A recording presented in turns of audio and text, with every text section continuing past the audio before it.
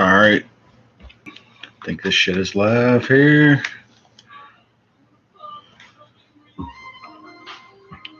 Give it a second. Make sure my shit is all good here.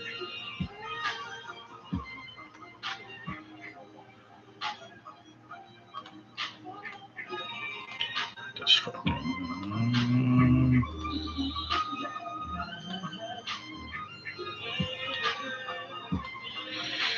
MMA touts, dog.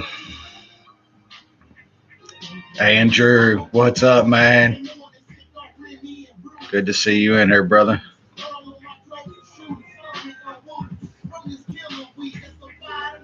Imagine somebody charging you fucking $800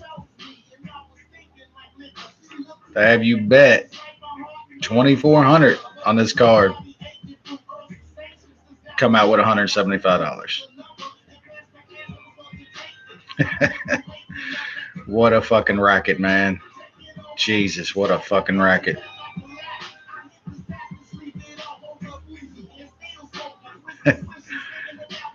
Man, hey, Nate's on all those PEDs, Andrew.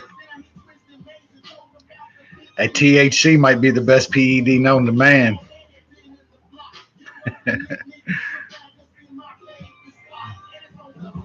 Yeah, man, Nate's chin is crazy, man. I thought there was a lot of guys on the card tonight that have some chins that are just like legendary. Yeah, hey, that vid was awesome, man. That little cut up of Brunson, that shit had me rolling, dude. That was really good shit, bro.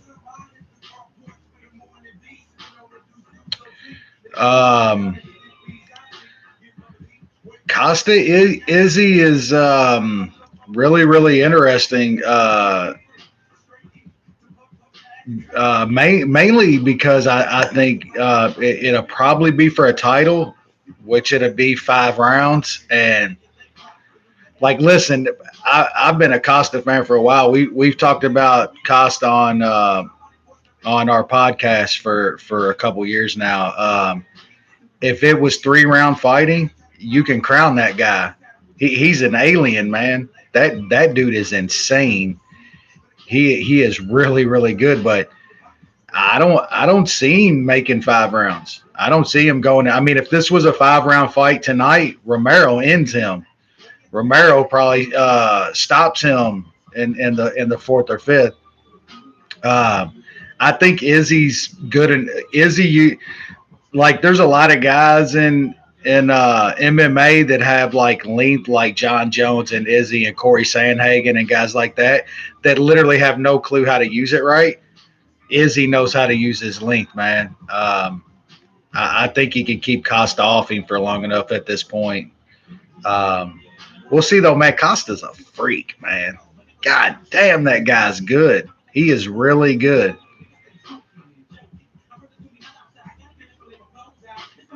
Let me check this chat out a little bit. Yeah, I'm telling you, Andrew, man, that uh, Costa, Costa Yolo, and then Nate Pettis back to back. Man, it doesn't get much better than that. Holy shit, those were hell. And then the main, I mean, those 3 fights together was unbelievable. They were all great. You rarely get heavyweight MMA fights as high skilled and as good as that main event. That was great. Those 3 fights were just, that was really good stuff tonight. Uh, yeah, I think you're right, Andrew. Whitaker really wanted to see fucking Gastelum, not Izzy. Izzy's a bad matchup for Whitaker. As good as Whitaker is, Izzy's a really bad matchup for him. He's gonna outpoint him over 5. I totally agree. Let's see. Yeah. Costa's just, he's incredible, man. Uh, Go back and post this one more time.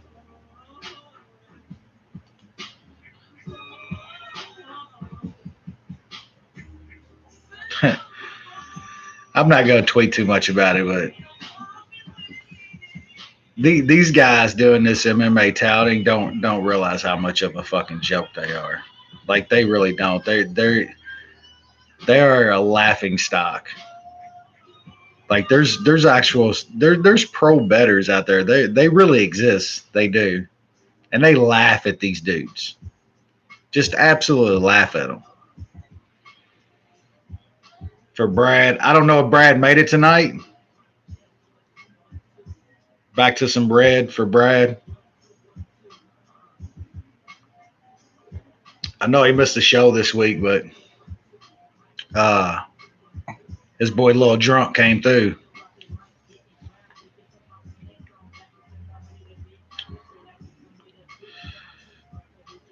The man who lost the Scud missile. Well, we got bad information on the Scud missile. The Scud missile ended up being somebody else. Um,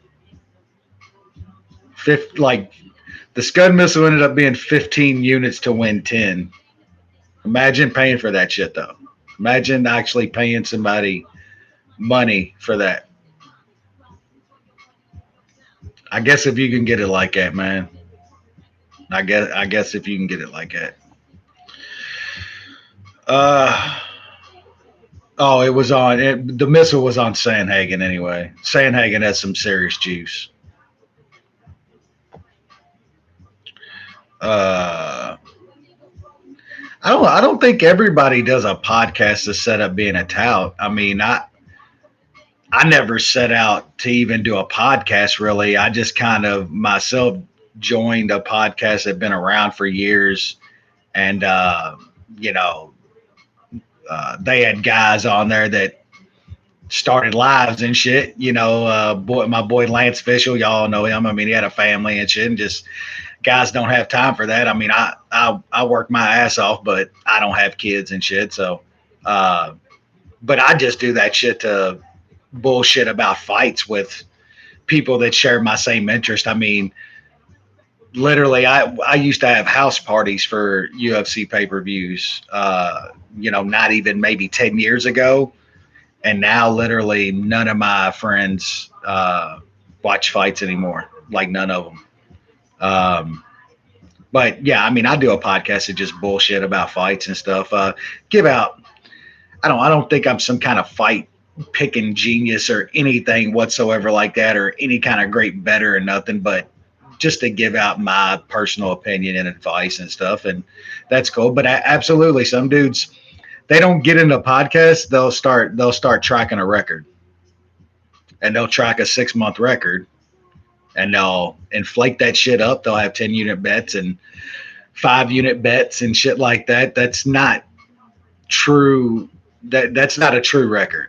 You can have 10 unit bombs and shit here and there and build up a plus 200 unit record, and then it doesn't matter. Then you can take those units down and bet 1-2 units a fight like you're supposed to, and ride on that record for years. So that's what they do.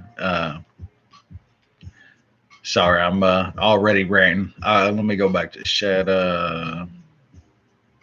Yeah, Steve, those if Costa and YOLO cross streams, that shit would be Chernobyl all over again. Like you'd have a fucking nuclear meltdown wherever it happened. Uh, I'm telling you, Andrew, these touts, man, it's crazy. It's fucking crazy, man. Yeah, and it don't. That's why I think like our podcast is just it's kind of good because we bullshit. We're not trying to be serious. I mean, we're not heavy hands. We're not fucking Weinman. I mean, we're not like giving detailed fight breakdowns and shit like that. I mean, we could. I think it's better to just have fun, man. People appreciate that a little bit more. I mean, there are your guys out there that want that technical analysis, and even your touts to tell them what to do. I'm never gonna do that, ever, ever, ever. Like, all right, let's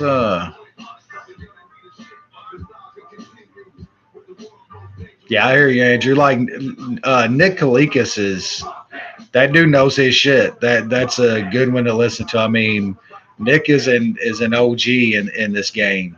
Anything you can get from that guy, I mean, you soak that up. Him and Joey Odessa.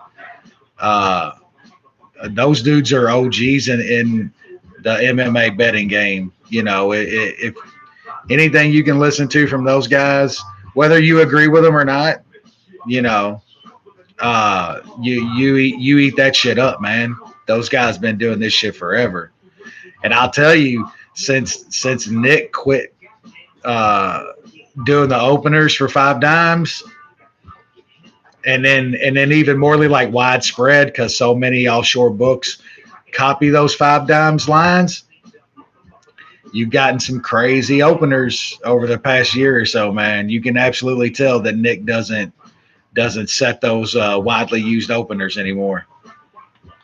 That's better for us, trust me, because like I said, Nick knows his shit. You know, he knows how to set a line.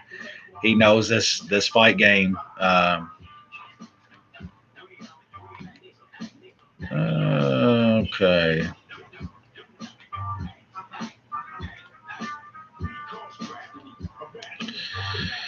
Yeah, if my music is coming through my mic again, just let me know. Like I said, we're having some red for Brian tonight.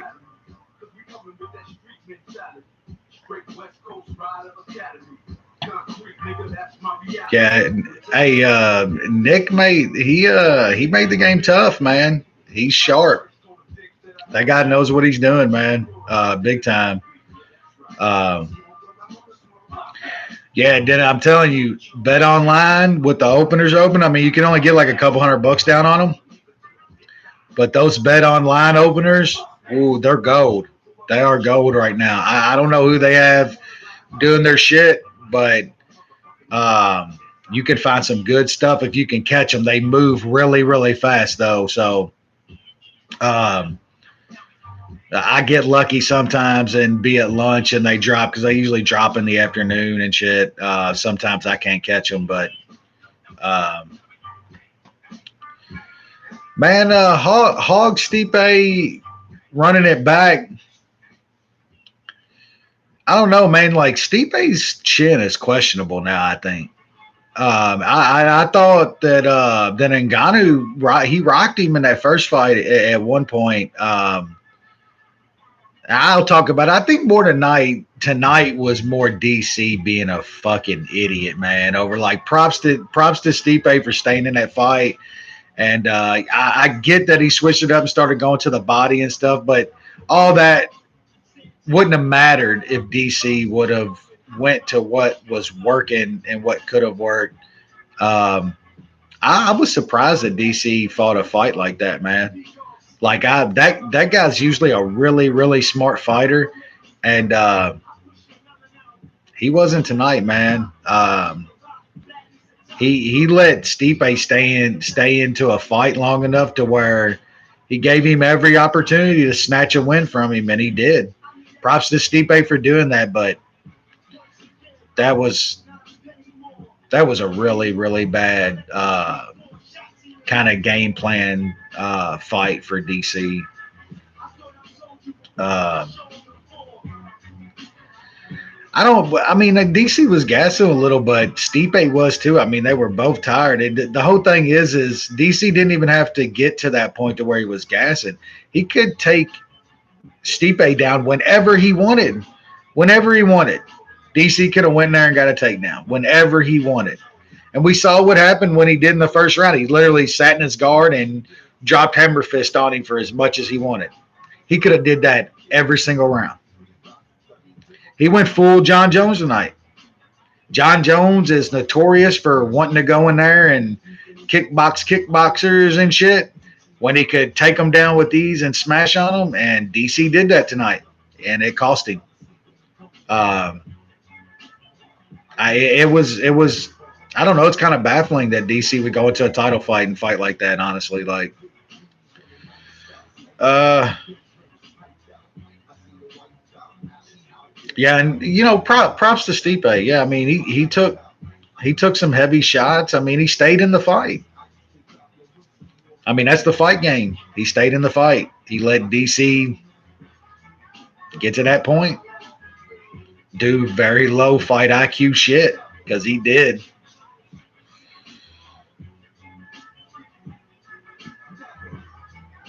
Yeah, I agree, Andrew. Like he did switch it up. Don't get me wrong. Like he totally switched up the game plan and towards the end of the third and into the fourth round. But still, he wouldn't even have had a choice if DC would have fought to his absolute strengths in that fight. Like, I mean, we cellularly picked fucking Stipe up over his head and was doing whatever he wanted with him.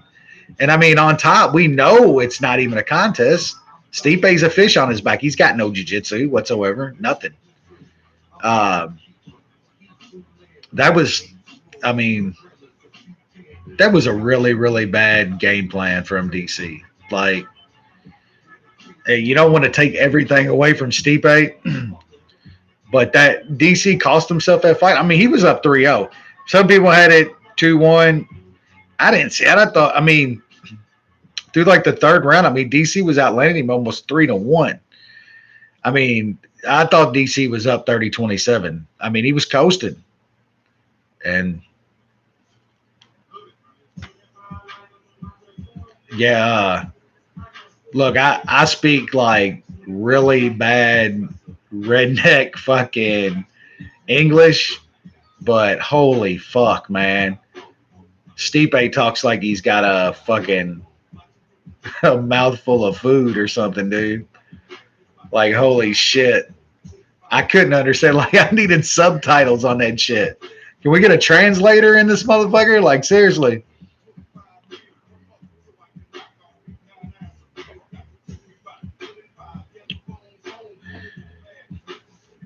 Yeah, I mean the back surgery worried me going into that fight. I just don't think that any of that had really anything to do with it when you don't. I mean, I guess it did a little. DC did slow. He started guessing, but that's on DC or that's on Stipe. I think like Stipe's game plan did work when he started going to that body. That shit was brutal. Um, and DC started getting tired before that, but he was throwing just wild haymakers, and he started to miss and stuff. Like I just thought he fought a really, really bad fight, man. The game plan was there after the first. It was right there. Like how easy was that round for DC? I mean, that was as easy as it gets. Um, he could have done that run after run. Stipe wasn't going to stop his takedowns. Not if he really wanted one. Like DC is legit. What probably the best offensive wrestler in MMA. He was gonna get those takedowns if he wanted them. I don't know why he didn't want them, man. Still props to Stipe. Stipe's a good dude, man. You can't hate on that guy. Winning. Like props to him. I mean, I don't really like DC much, and I'd usually be more enthusiastic that he got his ass whooped. But I had a chunk of money on him, so it levels that shit out, man. Uh, yeah, definitely. I think the DC swinging and banging, man. That's gonna take it out of him. Like that, it was just a bad game plan. I thought, just personally. Uh, yeah. Stipe started putting. He kept it active. I thought. But I think DC was asking if he lost those rounds to the corners because Bob Cook was going off on him for not fucking wrestling. Like Bob Cook was screaming at him every single round, like, dude, wrestle. You can easily beat this guy if you would just wrestle. And he wouldn't do it. He wouldn't fucking do it. Um, it's surprising to me, man. DC is very intelligent, man. He's a very intelligent fighter. He's a very intelligent dude. Um, it's kind of crazy to me that he didn't take that advice, that he didn't even know himself. Like I got this dude down with ease. I picked him up over my head and fucking dropped him on his neck in the first round. Sat on him and dropped hammer fists for a minute and a half to end the round. I don't know. I'm not in there. I'm not getting hit in the head. So, uh, but I mean, still, like, I'm not gonna take it from Stipe. He stayed in the fight, man. Um, he started hitting DC. Those body shots were wicked. I loved it. I mean, I loved how he changed up his game. I just feel like strongly that DC didn't even need to get in that position to where Stipe changed up his game. Like, I mean, most of my timeline on Twitter was like, oh shit, this is probably over in the second round. Like, most people thought DC was going to go back in there, take him down, and start dropping fucking hammers on him again, just like he ended the first. He didn't.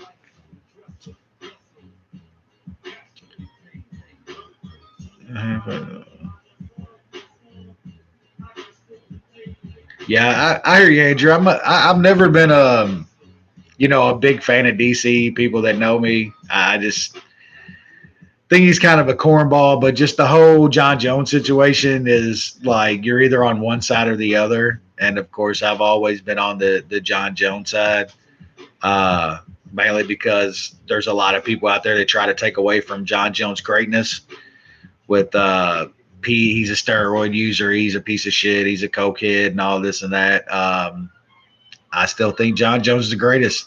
And after tonight, I really don't think there's any doubt whatsoever. Um, Maybe this was good for DC though, because maybe if he wins tonight, they try to get a third fight with John, and that would have ended as badly as the past two. That would not been a good thing for DC.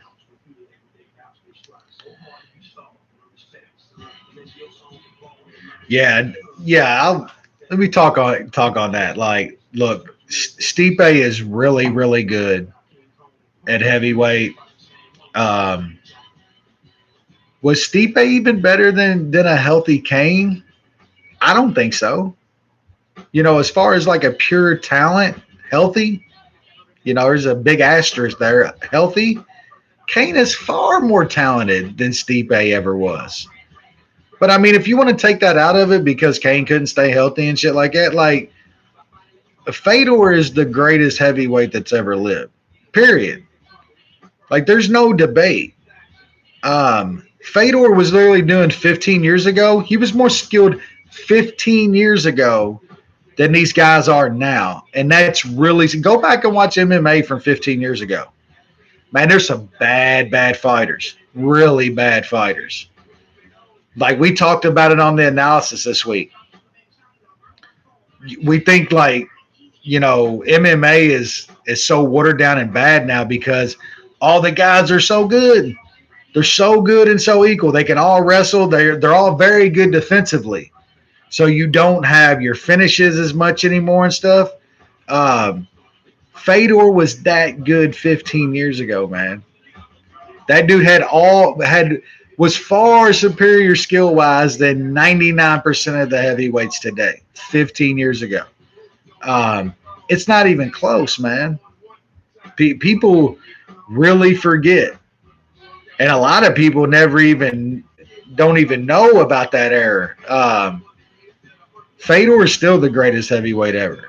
I mean, that guy was fucking great. Um, and there's guys like Big Nog and shit, man, that were like fucking excellent. Were really, really good. So yeah, I mean, Stipe ranks up there though. Don't get me wrong. He's good because he's probably the about the best of the heavyweights of the modern era, and that's saying something because, like I said, most guys nowadays are as skilled as they ever were. I really believe that you can take one of the bottom 30 155ers and take them back 15 years ago. I mean, they would be champion. Like, their wrestling and defense would just eat guys up 15 years ago. Um, but heavyweight's a little different, man. Heavyweights just haven't evolved. Like, they're just too big to do it, really. You only get so many Alistair Overeems and guys like DC and shit. Hold on, let me go through his chat a little bit.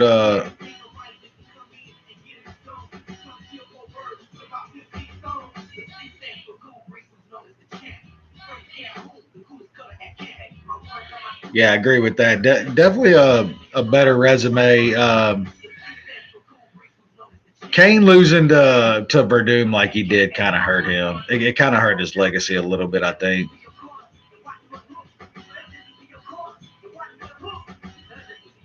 I wouldn't argue with Alistair being better than Stipe, Derek. I wouldn't argue with that.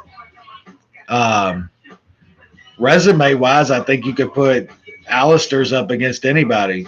I mean, um, but most MMA fans won't factor in like K1 and shit, and people don't realize how good of a kickboxer that guy was. Like, he was like best in the world at one point kickboxing, which is it's really really special if you know about it.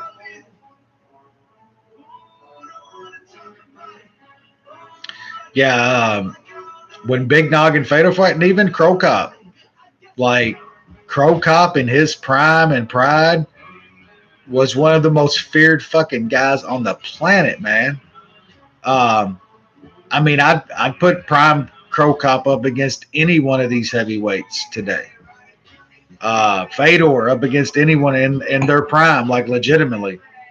Um, it's just it's a different generation, man. Guys ain't gonna look back at that stuff. They think all of that stuff was lower level and stuff. And it's like, no, there was some gems, but like guys like Sakuraba, like legitimately, that guy was so far ahead of his time. He would compete a decade later. You know, there was a few guys that were way far ahead of their time 15 years ago. Fedor's one. Fedor is still the greatest heavyweight ever, in my opinion. Let's see here.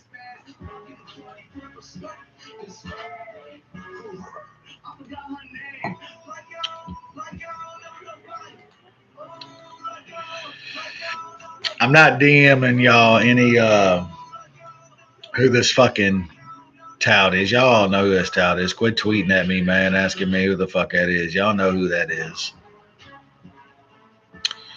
Uh,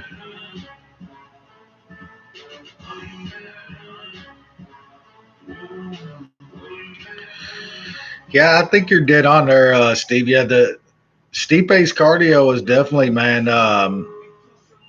And I think him like so him and DC came in like 10, 12 pounds lighter than they did last fight this time. You could see it on both. I thought you could really see it on Stipe. Like Stipe looked like great physically wise going into this fight, and I think that played a part. I think it did keep him in this fight. I think it did keep his cardio up. He looked absolutely fucking shredded coming into this fight.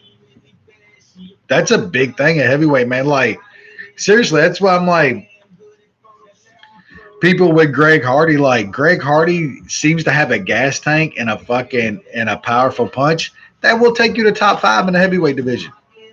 Have a gas tank, a little bit of a chin, and can hit like a truck. I mean, you can pull like a dozen of those guys out of the bars right now, but that will get you top five in the heavyweight division right now. It's like laughable to think Fedor couldn't like prime Fedor couldn't come today and wreck these dudes. Like he absolutely would. Uh,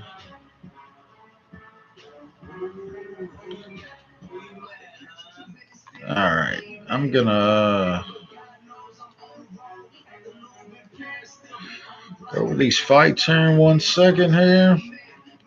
Finish this chat. Good to see y'all in the chat tonight, man.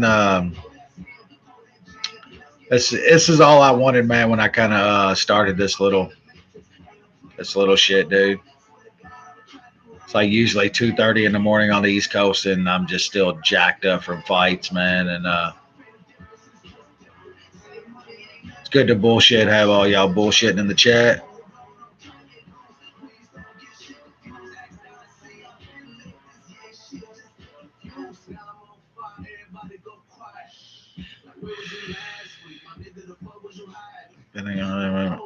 Yeah, Andrew Hardy was even money in his last fight.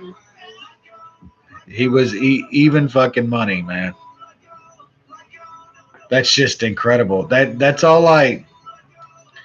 It's just hey, that's why you still get like you could get like minus 220 on John Jones for so many fights.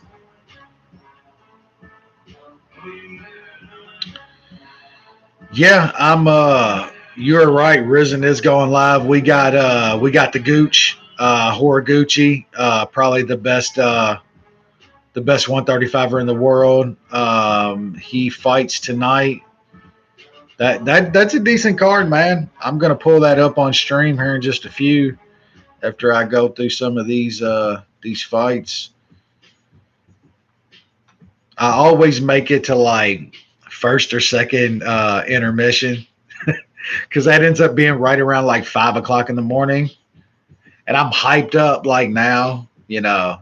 But when you're drinking wine and shit, like you make it to about 5 or so.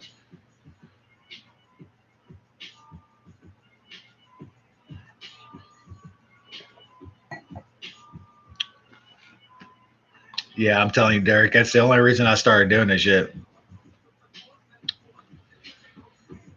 It's like, man, what the fuck can I do at like 2 o'clock in the morning? Like I'm always just on Twitter. But then like most people with lives check out around then. I'm like, my wife and dog is usually snoring somewhere. I'm like, fuck, man, I'm just sitting here. Um, but yeah, we can let's run through the fights, man. I always scribble down the betting lines and shit. I had a good night tonight. I had a pretty good night tonight. Fucking hit NASCAR tonight, which was man. My boy Denny Hamlin's been very very good to me this season. Plus 1350 tonight. Very fucking nice. Uh, Andrew, your cat didn't even make it past the Sandhagen fight, huh? I thought Frank Trigg did very well tonight. When I don't notice you in a cage, that's fucking great. Like, I didn't notice Frank Trigg in any of his fights tonight. I thought he kind of like was trying to warn him at the right time. So like action, you know, um, I think maybe we're trending in a decent direction. I'm just not sure how many ex fighters and guys that are in the industry are going to go into refing and judging and stuff. I'm not sure that the money's there that you're going to get a lot of these guys. But uh, I thought Frank did. Yeah, Andrew. Yeah, he's been refing for a while, but they've had him. He's a California ref. So he's been doing just whenever lower shows come out there to California and stuff. But I thought he did well tonight. When you don't notice the ref in the cage, that's perfect. Like I think like Goddard is a decent ref as far as but he like puts himself in the fight way too fucking much. You know, um, Trigg did good tonight. Good, it's good to see. Dan, what up, my dude? Good to see you in here, brother.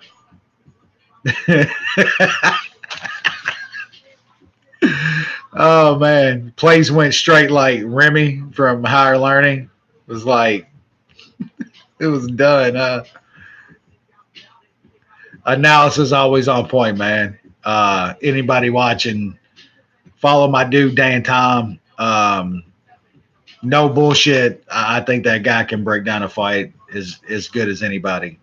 Um, there's a lot of dudes out there on Twitter that um, they act like they know what they're talking about, but My dude Dan Tom, he knows what the fuck he's talking about, man. That guy can break down a fight about as good as anybody out there. So follow my dude, man.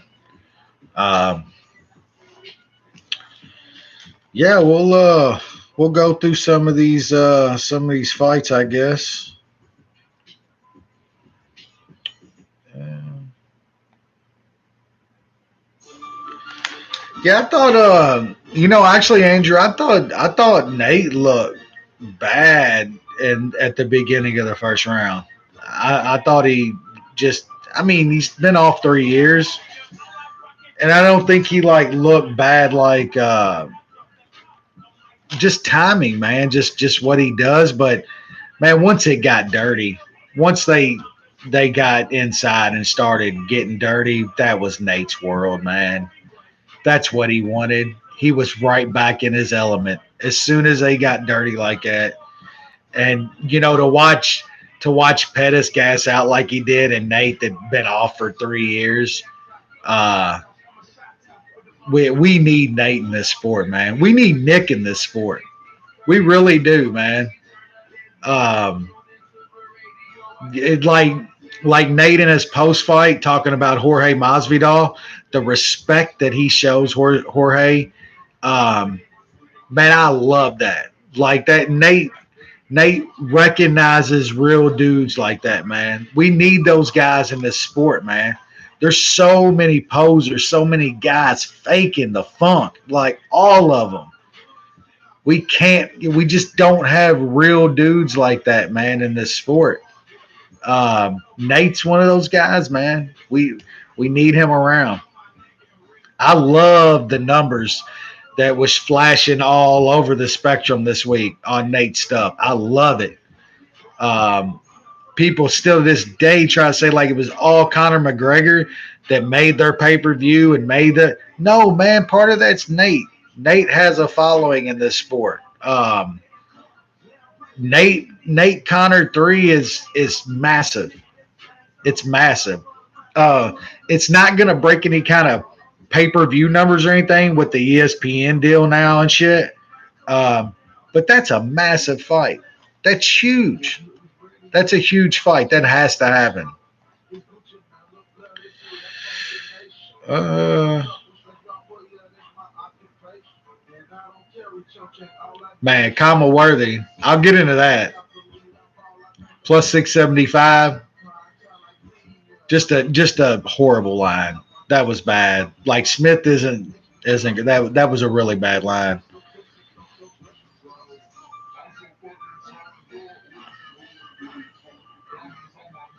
Yeah, Andrew. Like I thought that was the best thing of the whole night was Nate in the cage like calling out Jorge and not even calling him out in like some like you know just negative way.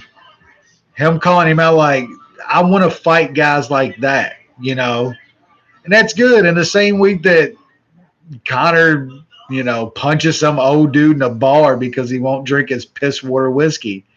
I mean, let's get these other guys some money, man. Like straight up. And I'm a Connor fan. I'm not gonna say that I don't want to see Conor McGregor fight, but um, I said it over a couple years ago. Money and fame does stuff to certain people, man. There's there's been there's countless numbers of guys that have gotten money and fame and can't handle it. And sadly, I think that guy's on that road, man. But I hope we see him in Nate trilogy. At this point, do we say Connor's retired? I mean, Connor still hasn't defended a belt.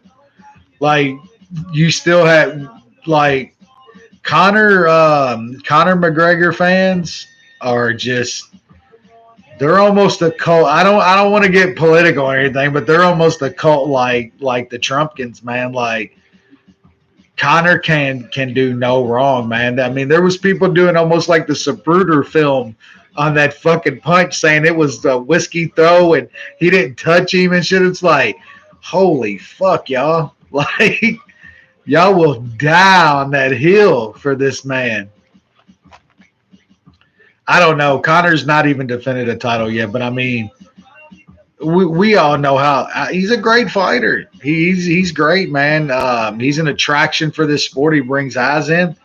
I hope he fights again. If he's gonna keep punching old dudes in bars though, because they won't drink his whiskey and doing all the crazy shit he's doing, he can go fuck himself. As far as I'm concerned, but I'll watch him fight. I separate Greg Hardy from this sport, so yeah, you're right, Steve. Like I don't know, fights happen in. I mean, I've been in bar fights, but um, sucker punching an old man because he refuses to drink your shit water is you gotta be above that, man. Come on. As far as Connor goes, not saying us. All right. Fuck. They started this card off with some chick fights.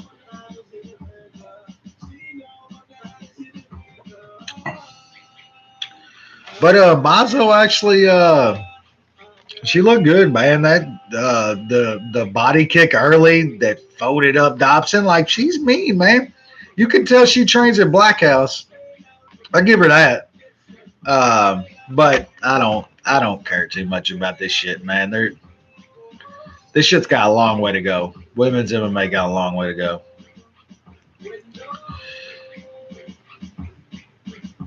Yeah, hey Steve, that's it.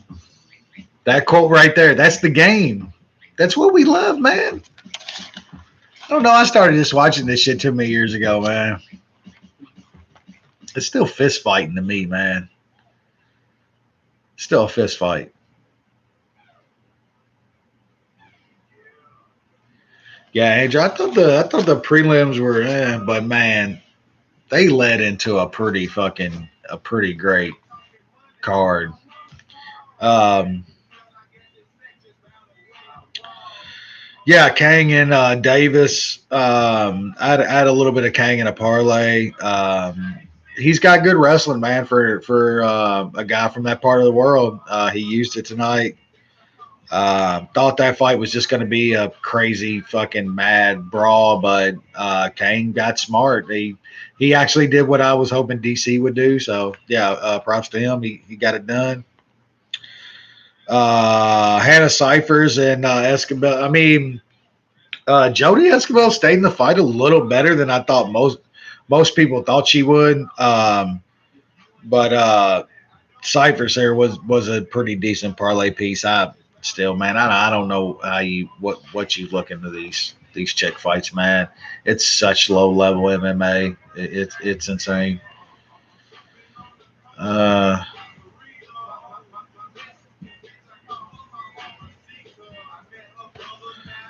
line prediction on Nate Masvidal. That's going to be a close line. I think. I mean, you probably open that around a pick 'em and just see where the money goes. Like that's a really close fight. Just with the Masvidal knockout and the hype now. I mean, me personally, I would favor Nate. Absolutely. Um, people are going to get caught up in that Masvidal knockout, but Masvidal's had some. He's had an up and down career up until then. So, uh,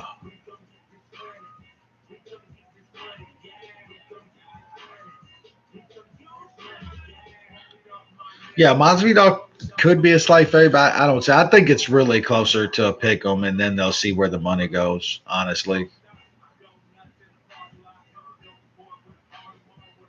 but I'm a horrible like line predictor. Like I'm terrible at it. It's surprising I can actually do decent betting this shit because mostly that's what it's about. Trying to get. I just think MMA betting's different than like stick and ball sports though. Like all you hear about is like getting a good line and uh, You got to have closing line value, and that's all true in stick and ball sports. Don't get me wrong. You're totally right, Bo. Closing line value absolutely matters in stick and ball sports, but I'm just not sure it matters as much in MMA. It's just a different betting game. There's value in MMA on a minus 175. Like there's when you think a guy should be minus 400 and he's minus 175, that's just massive fucking value. It's just a little different. Where was we at here? Oh yeah, yeah, Casey Kenny, man. I was on Manny Bermudez in that fight. It was surprising. Him getting controlled on the bottom and getting reversed by Kenny, like he was the much larger dude. I thought that would play into this fight a lot. I thought Manny would be on top for most of this fight because he was a larger guy. I thought he could be able to control positions. And if Manny Bermudez would have controlled the dominant positions that he got in this fight so many times, he'd have won easily. He didn't. Props to Kenny. Kenny back down at 135. I think he's pretty fun. Um, I don't know if Bermudez is ever making 135. They did this fight at a catchweight of 140. I guess probably because of Bermudez, because they said um, Kenny was like 146 tonight and Bermudez was 165.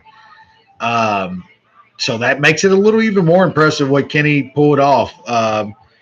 I still kind of like Manny, but he's got to shore some shit up. You can't be giving up your positions like that, especially to a smaller guy. So, yeah, intrigued by both these guys. I guess since the UFC is keeping the 135 division going, we'll see Kenny down there, and he's kind of fun.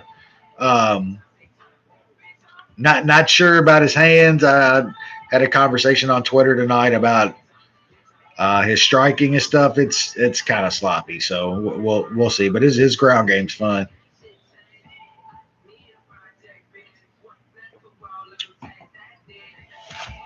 Let me look at this chat real quick. Sorry about that.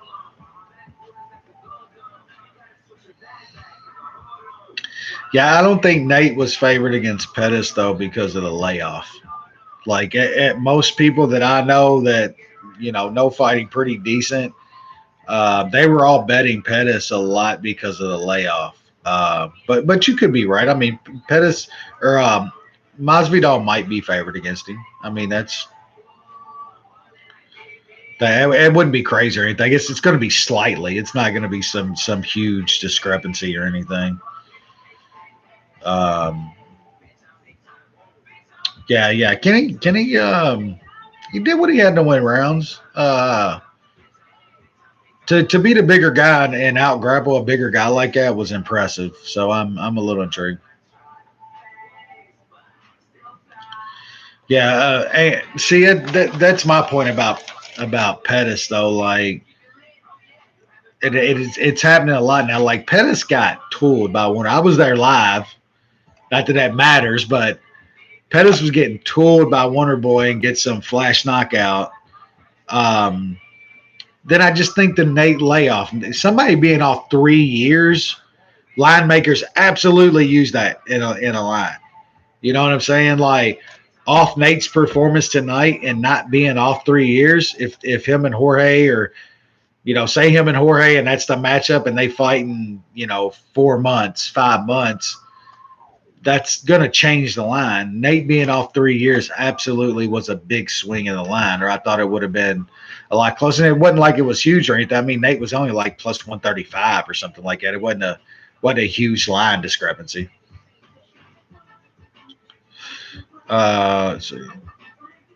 Yeah, Wonder Boy killed him. That cost me some money.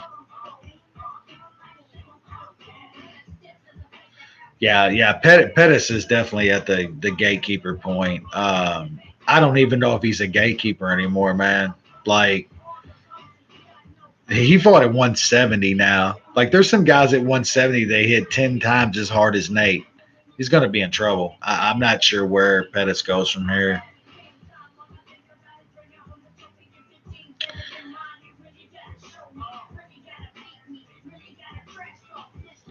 Yeah, no doubt, Dan. I think it's really gonna be somewhere around a pick 'em fight. Like if that fight was guaranteed to happen and it happens like soon, because you're gonna be coming off the Jorge knee KO, his biggest win of his life. Nate, it's gonna be close. I mean, Jorge could be favored. Who knows? We'll see what Kalika says about it because bet online opener is going to be could be far different than what Kalika says about it. So the Roman this about this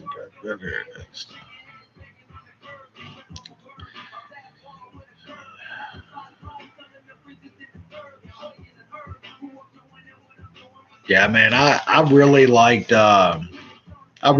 Nate's entire game plan tonight. I'll talk about it, but I thought Nate fought a really good fight tonight. It was awesome. It's pretty sweet. We'll move on. Yeah, Dakar Close and Chris Yasiagos. Man, look, I was huge on Close tonight, like massive. My entire night rode on this guy. Um, I got him straight at like minus 155, I believe. I mean, the line just kept coming down. It kept coming down. It kept coming down. I had him in some parlays. Um, I think it's more Chiago's. Me and my boy Dan kind of tweeted about it. Chiagos has gotten his skills have gotten way better, but his cardio hasn't like whatsoever. That guy's a 6 7 minute fighter max. Um, Close still, man. Like he might be. He's a legit fade against some certain guys, man. Um, that dude gets cracked. I mean, holy shit, he gets cracked. He walked through all that shit Chiagos threw at him, but Chiagos is not some kind of power hitter by any means. I'm glad to get this one. You know what I'm saying? I had a really good a big chunk on Close. That was my night tonight, and he's fun, man. He's a good fighter. I think man, fight IQ just means so much in this game now. Like so much. Guys have got a goddamn game plan and they stick to it and they make it work. They play to their strengths. And I think they're fighting that with wanting to be exciting. And I got to make a name for myself. And I think Close is like the antithesis of that. He's got some. He could win easily. He could do some things to win very easily, but he wants to be exciting. And man, he does not have good stand-up defense. That guy gets cracked. If it was anybody outside of fucking Chiagos, he probably gets deaded tonight. But I'll take it. We'll move on. We'll mark that for the future for sure. Um, yeah, and then a guy that is the absolute present, the future, in my opinion. Um, Corey Sandhagen, man, this guy's really, really good. Um, we'll put off top. I think John Lineker beat him, so that shows you how good John Lineker is, and the UFC released him. But Sandhagen's good, man. There's few guys that have like the length and the reach, arms and legs that Sandhagen has that uses it as good as he does. Uh, so many of these dudes land a couple of 1-2, maybe land a leg kick, and will be grabbed a hold of and just be grappled for the next 5 minutes. Man, not Sandhagen. That dude uses he gets in and out with perfection. He uses his length, and then add on top of it, God damn, he's a good grappler, man. His Greco-Roman against the cage. Um, a Sunsao is a little tank. That guy's good. He's 37, man. Come on, we know he's on the decline, but That was an impressive win. I don't like some of the things Sandhagen was doing in that third round whatsoever, though. He was putting himself in a lot of bad spots. Um, but that kid is for real, man. He's going to be a problem in the division, and man, if you don't like the lower weights of fighting, and I know a lot of people don't, I just don't get it. Like you get like 1 out of 10 DC and Stipe's. You get 1 out of 10 of Yolos and Costas. Like 9 out of 10s of Sandhagens and a Sunsows are great. Are just pure fucking skill, speed, no gassing. How can you not like that? I love that shit. That was a great fight. I loved it. Let me go through this.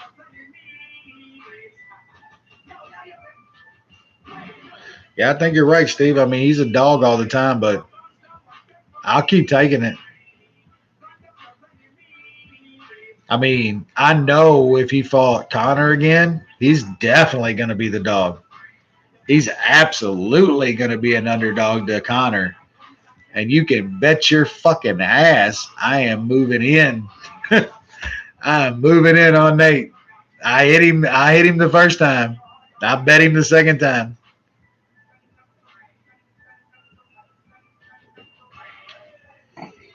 Connor's not as good as everybody thinks he is.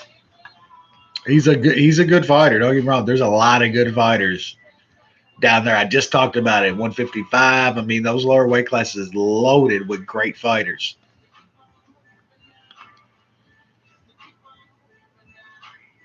Look, don't even mention. Look, don't even mention Sandhagen and Peter Yan. Please, don't even mention that. Seriously, I had to go change my pants like right now. That shit is sick. That is sick. Like, what about Dom move or not Dom, but Frankie moving down to 135, and they're talking about feeding him to fucking Aljo. Like, man, that's bad. That is really fucking bad, man.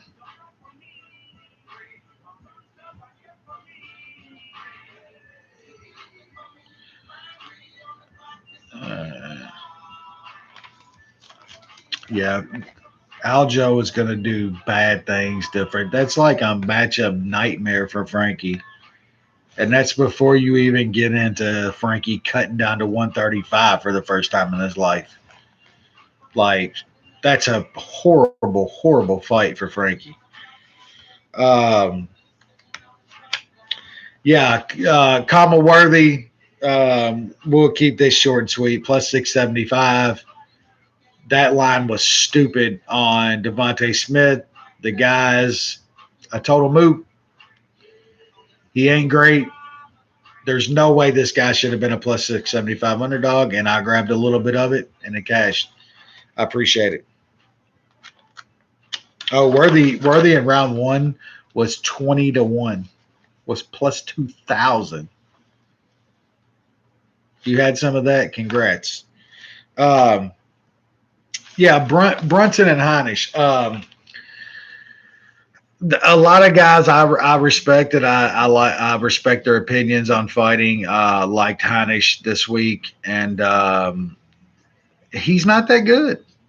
That guy's completely overhyped. I did not get the hype. I bet against him against Shoeface and against or no, I had him against Ferreira, but I faded him against Shoeface. Um, that guy's not great, man. Like seriously, and trust me, I have faded Brunson so much. My boy in here just gave me a fucking video tonight of all the times Brunson has gotten his shit pushed in, and I'm gonna get another meme, a fucking Michael Jackson smooth criminal fucking meme of Derek Brunson getting knocked out in the future. He's an absolute fade. Um, but Heinisch is not good. I did not get the love on Heinisch this week. That guy is so overrated. Um, I mean, he just when you're gonna get out wrestled, like that's his only path. That guy's stand up is absolutely atrocious. His cardio felt him bad tonight. Like he's not good. I didn't get the love for him at all. And but like I said, Brunson's a fade, man. That guy still got clocked by Heinisch a couple times tonight. I mean, he got head kicked and got knocked down to start the first round. But that Heinisch money, man, come on, come on. No, yeah, Yusef got caught tonight, man. But there's not much to say about that guy. He's good. That guy's a legit prospect. I hate that he trains at fucking Rape Irvin's. Fuck that guy. Fuck that camp. Um, but he's good. Comp's got to step up because he's knocking out scrubs. So, all right.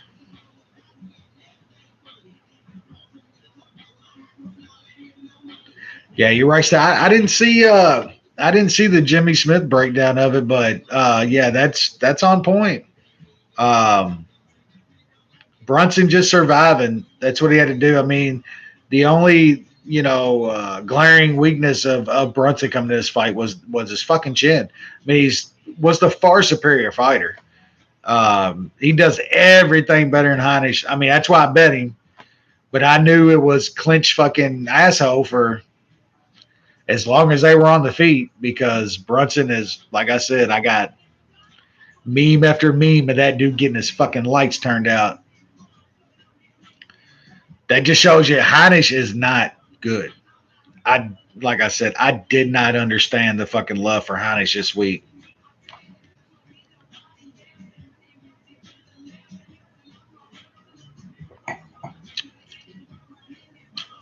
Yeah, you're right, Andrew. It's like people don't realize that Brunson was like a legit college wrestler. Like he's a really, really good wrestler, and it translates his shit translates well to MMA. Uh, yeah, man. Yolo and Costa, man, holy shit. These next three fights just you want this kind of stuff every week, man. That fight was just it was pretty incredible, man. It really was. Like we don't get many of these. I mean, first off, just Yolo's chin is got to be legendary. Like this guy literally gets cracked with stuff and just he doesn't even blink. It's crazy, man.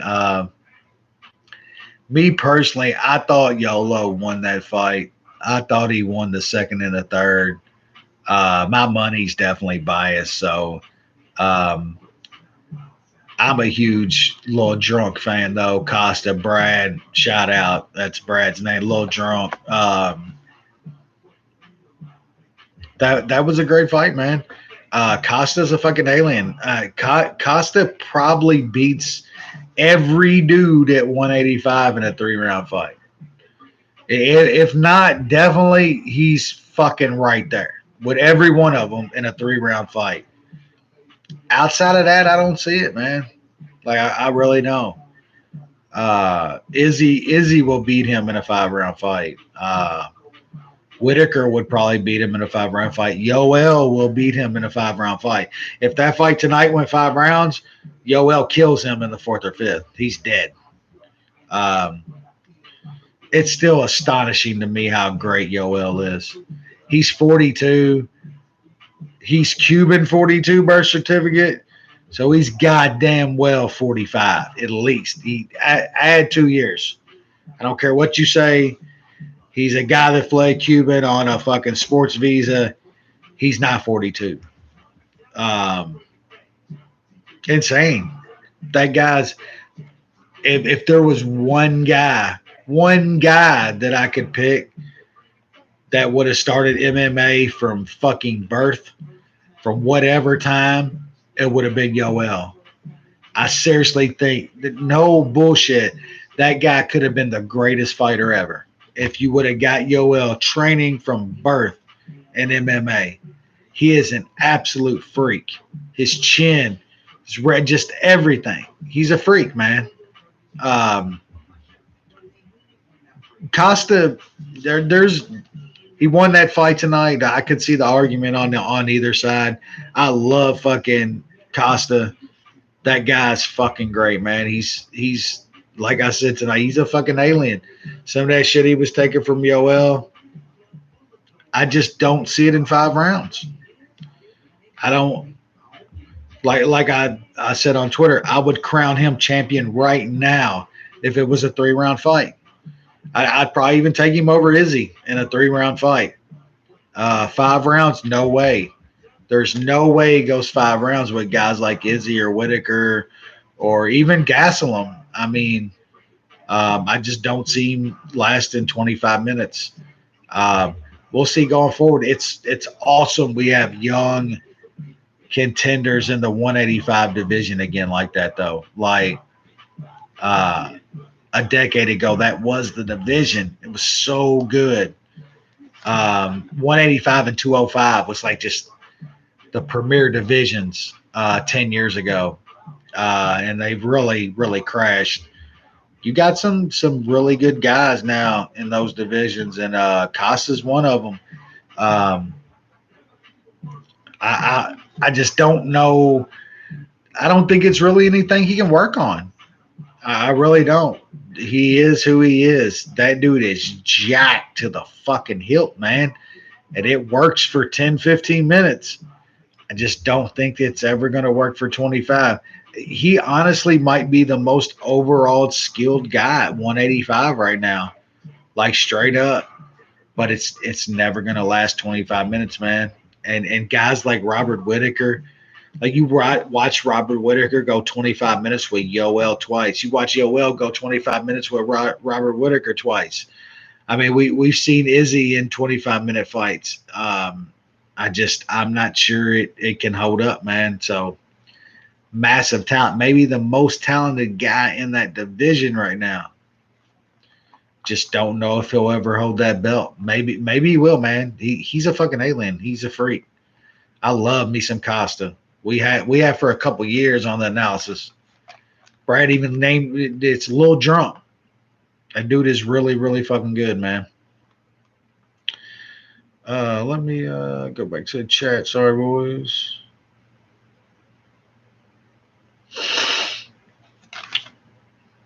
Red wine going down good, Brad.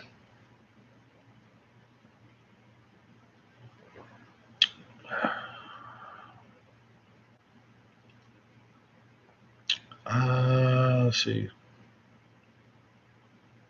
Hey, Yoel is just a ridiculous dude.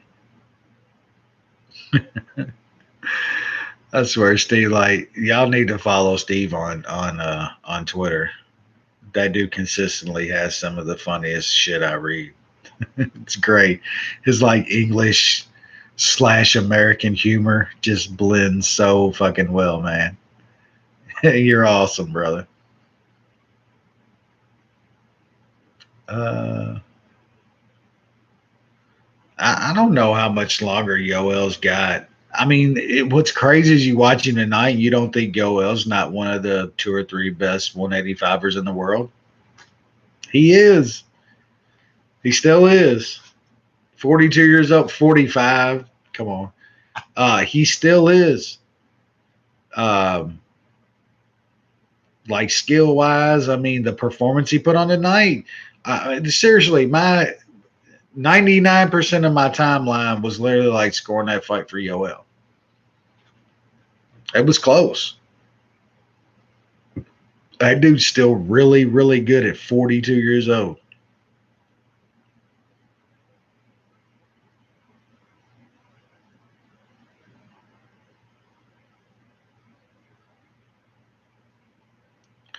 Yeah, the fans booing anybody tonight in that fight just goes to show you every single time that the MMA fan base is just horrible.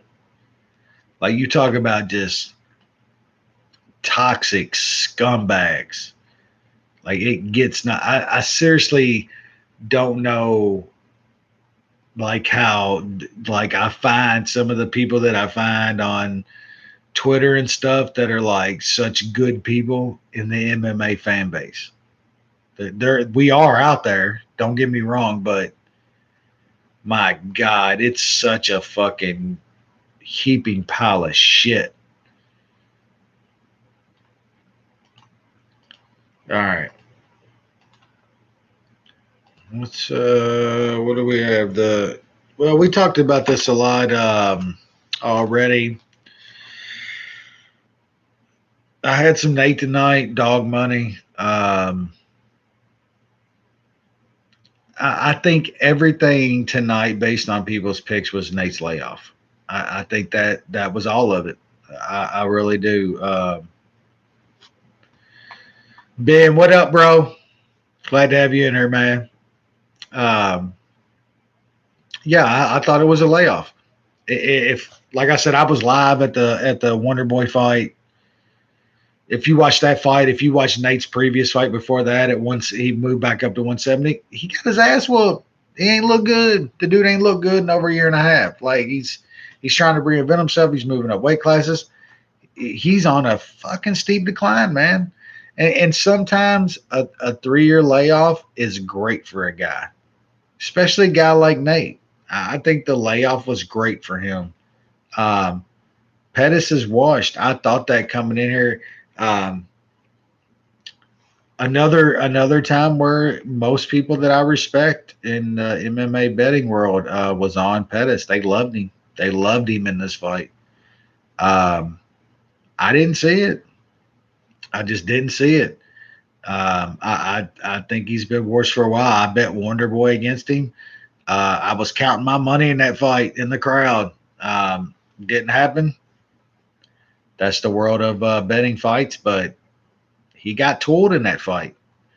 Um, I thought Nate's pressure was going to be a problem. I know everybody that picked Pettis, most of them was he's going to counter Nate. He's going to catch him with a counter. He's going to knock him out. He's going to catch him with a counter. He did catch Nate with a counter. He caught him with a few of them. Nate walked right through him. Nate's pressure won him that fight.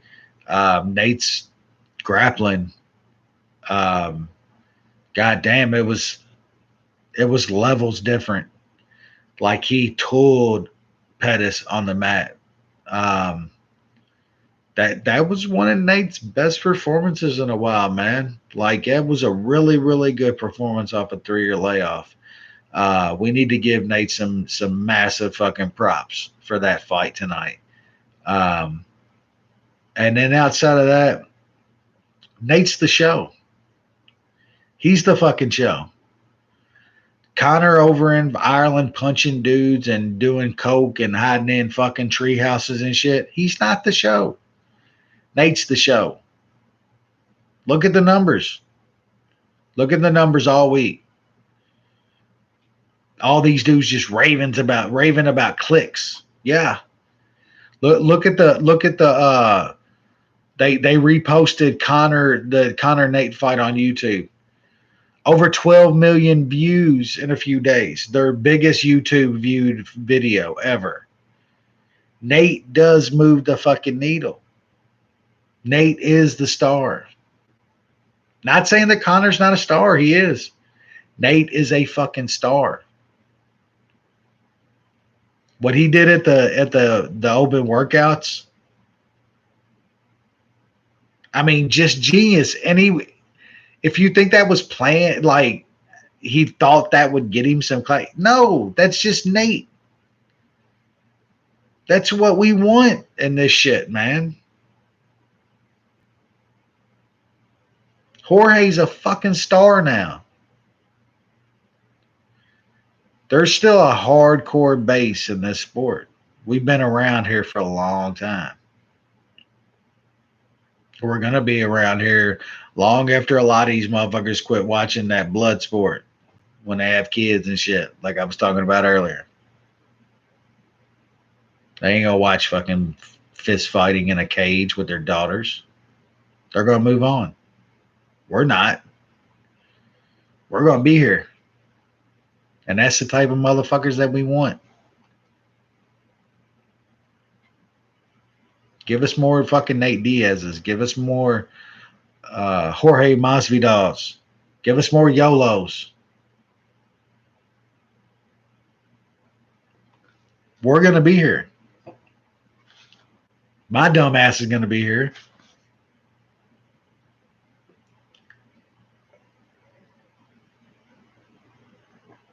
I'm happy for Nate though, man.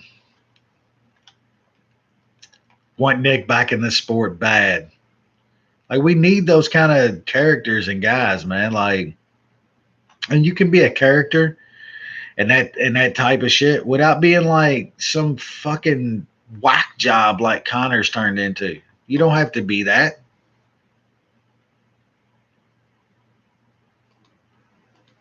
Nate got all that money and fame and went on a bike ride. You know what I'm saying? That motherfucker went whitewater fucking crafting and shit. Like, you don't have to be that.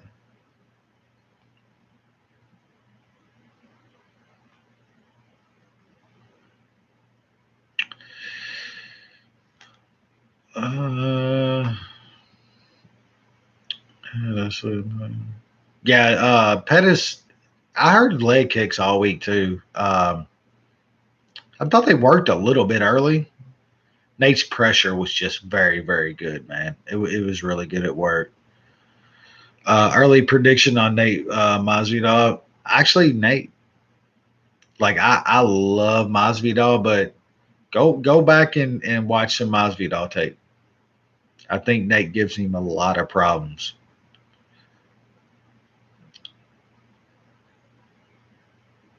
Nice. Yeah, hey, Dan, man, that shit happens, Dan. I could see the arguments for Pettis though, man. Don't get me wrong whatsoever. I'll get when you've picked the right side and shit. Of course, you're you're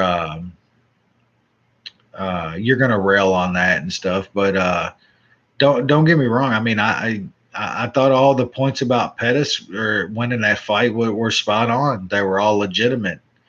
Um, I just don't think Pettis did the things that like you talked about that he needed to do to win the fight. And you can't predict that shit. I mean, he gassed really, really hard. Didn't use the leg kicks as much as he could have after early in the first round. Um, he hit Nate. I see the counter punching though. I thought that was a really good way to work on Nate, and it worked. Nate's chin, man, held up like seriously, and every time it seemed like Pettis caught him with something good, Nate got right inside and grabbed a hold of him, and Pettis just could not deal with his clinch. He didn't have anything for it. I think Pettis is still small for 170. That just is never going to be a good weight class for Pettis. He's small there. I'm just not sure he has the pop at 170. Um, but yeah, I can't knock like um, picking Pettis in that fight. I think there was some absolute legitimate reasons to pick him for sure. And I mean, the 3 year layoff is a huge one. Like you don't know when Nate's going to come back, and even like 2 minutes into the first round, I think I even tweeted, I was like, "Man, Nate looks like shit." Like Nate looks slow, he looks off, his timing looks bad, like everything. 2 minutes into the fight, I was like, "Fuck, man, Nate looks like shit." Um, but I did not think that Pettis would be the one that gassed out a couple rounds into this fight. I thought it would be Nate if that was going to happen. Uh,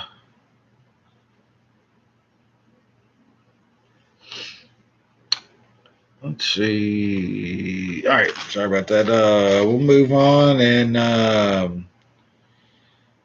Stipe in DC. I think we talked about that a little bit already.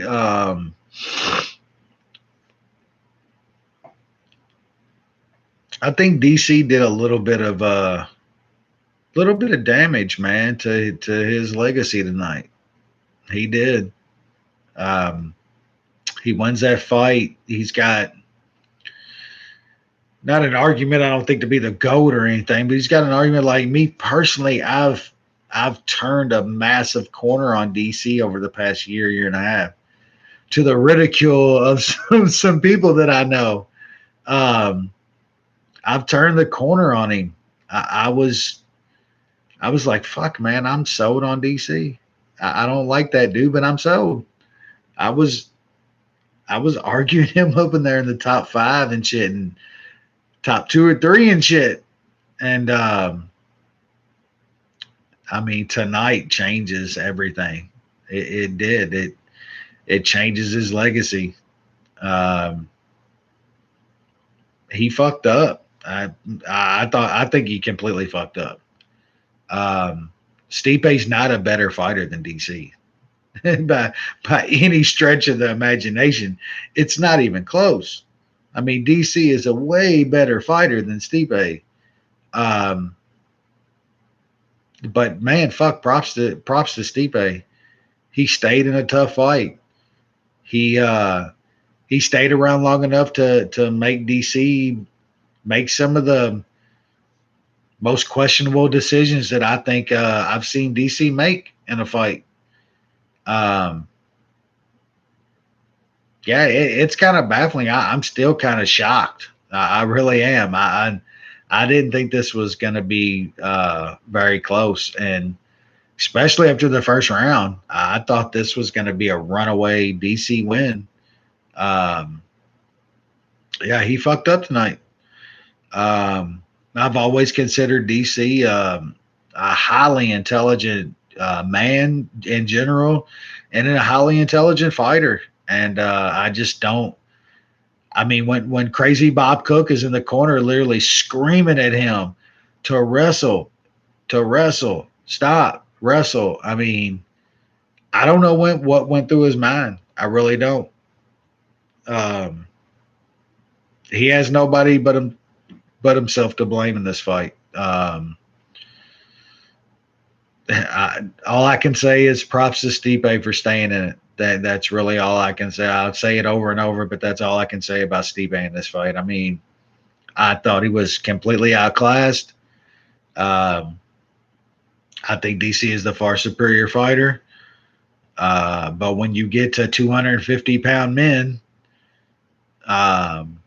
and being the far superior fighter doesn't matter sometimes. If you don't know how to fucking fight to your strengths like DC did or didn't do tonight, it's gonna cost you. And Steve A got him. So yeah, overall, man, that was a great card.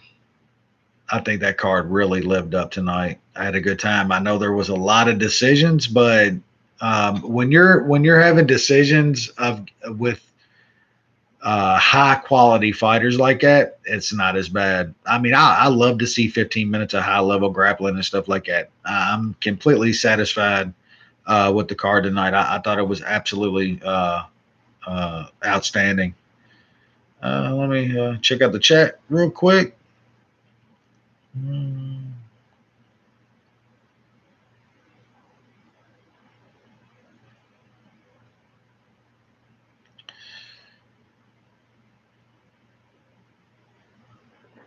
Oh shit. Casey, what up, man? Talk shit. Get head kicked, motherfucker. Good to see you, brother.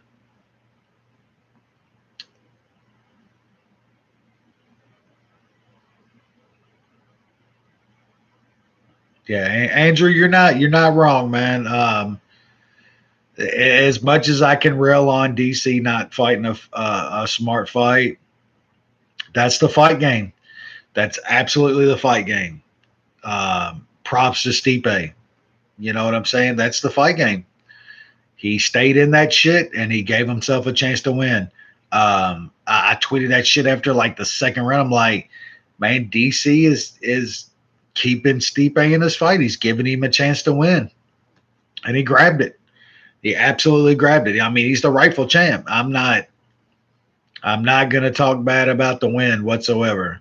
I can talk bad about DC's choices in that fight, but I will never talk bad about Stipe winning that fight because he absolutely won that fight. I mean, he knocked out DC. He's been one man. One man. He got a couple horns on his head. Devil and goat, I guess you could say both. But uh, John Jones, the only man that's ever fucking knocked out DC. That was absolutely impressive.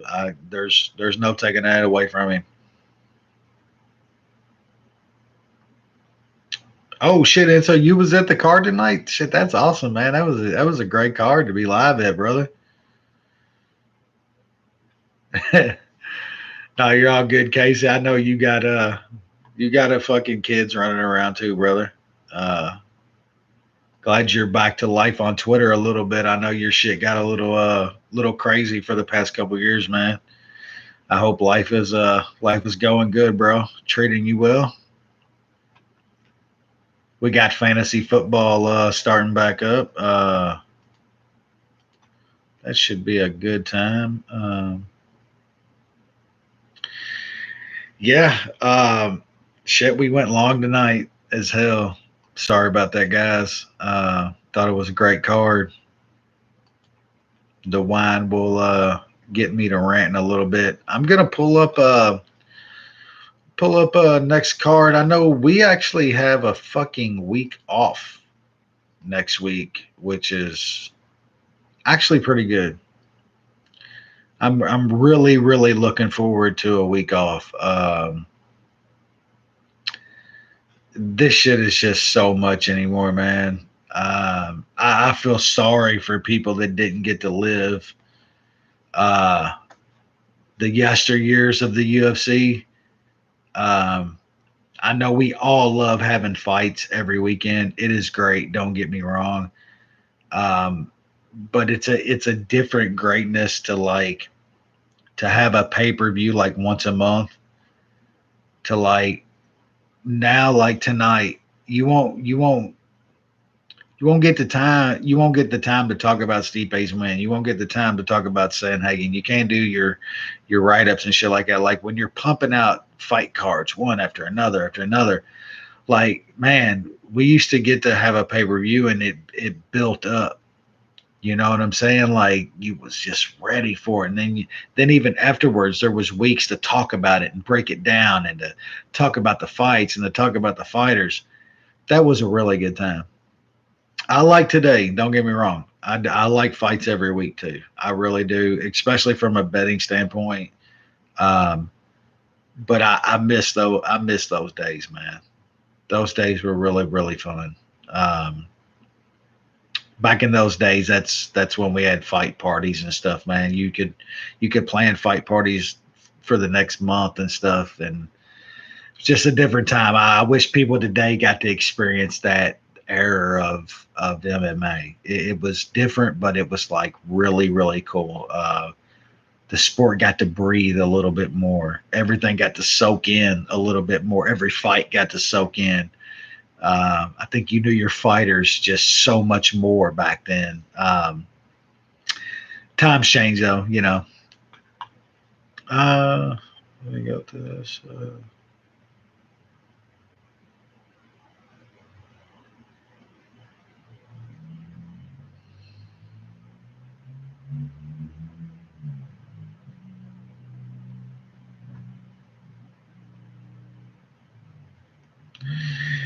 Yeah, boys, we're old enough to remember those, man.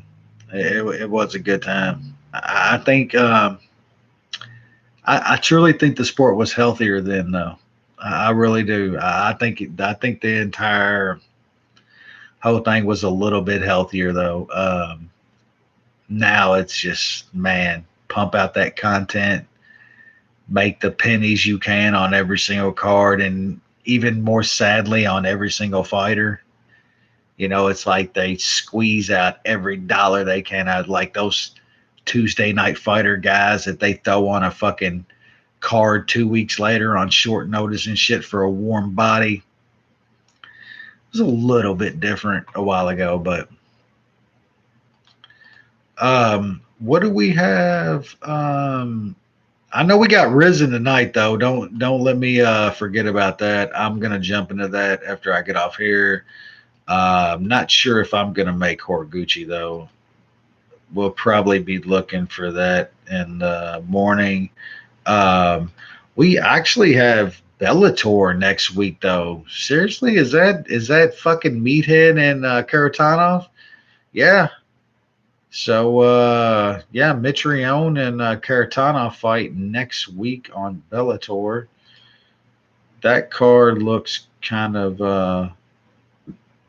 like a usual Bellator card. Nick Newell is actually getting his Bellator debut on that card. Um, Pulling for that dude, man. Um, that guy would have been a good fighter with two fucking hands. I mean, it's sad to say, but that guy would have been a good fighter with two hands, man. I think he's still a good fighter with one fucking hand, which is pretty crazy. But yeah, Bellator next week, and what the fuck is it? Is it the China card after that? Please, oh god, that's the fucking China card. Yeah, China card 2 weeks. We do get a title fight on that card.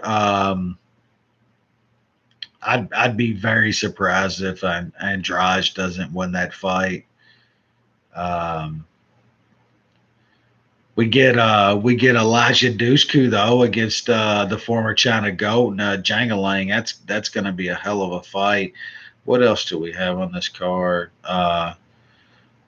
Evilov against Grunt. Yeah, Evilov is.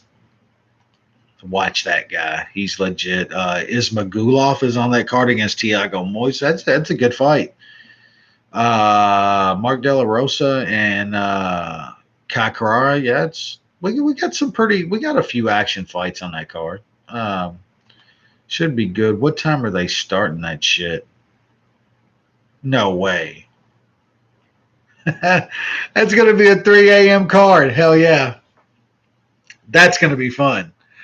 You talk about your boy Wes about 3 bottles deep of wine at about 6, 7 in the morning doing a post fight show. That might be better than the fight card.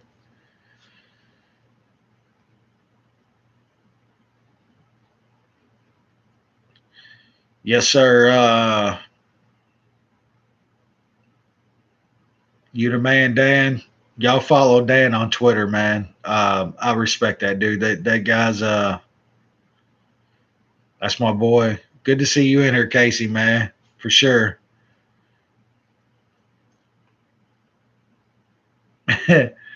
Go live. It's been a while. We actually did a fight companion on one of these European cards like last year on the analysis.